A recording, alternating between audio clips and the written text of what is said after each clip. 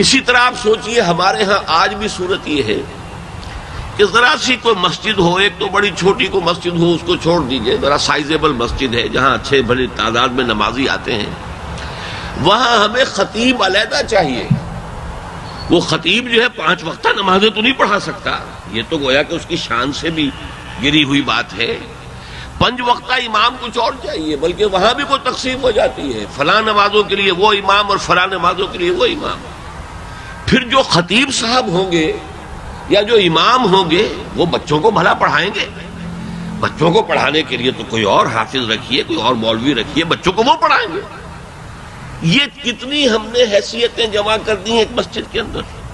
اب آپ غور کیجئے کہ ایک ہی شخصیت مبارکہ علیہ الصلوۃ والسلام محمد رسول اللہ مسجد نبوی کے خطیب کون تھے؟ محمد صلی اللہ علیہ وسلم۔ 5 وقتہ امام کون تھے؟ محمد رسول اللہ صلی اللہ علیہ وسلم۔ وہاں معلم کون تھے؟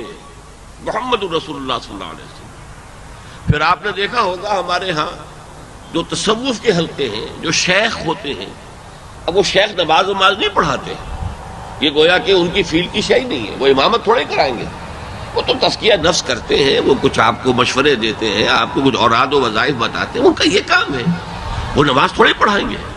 لیکن وہاں مربی بھی وہی ہے محمد الرسول اللہ، مزکی بھی وہی ہے محمد الرسول اللہ، معلم بھی وہی ہے محمد الرسول اللہ، 5 وقتہ امام بھی وہی ہے محمد الرسول اللہ، اور خطیب بھی وہی ہے محمد الرسول اللہ۔ کتنی حیثیتیں جمع ہیں۔ میرے نزدیک تو آن حضور صلی اللہ علیہ وسلم کی شخصیت خود اپنی جگہ پر ایک بہت بڑا معجزہ ہے۔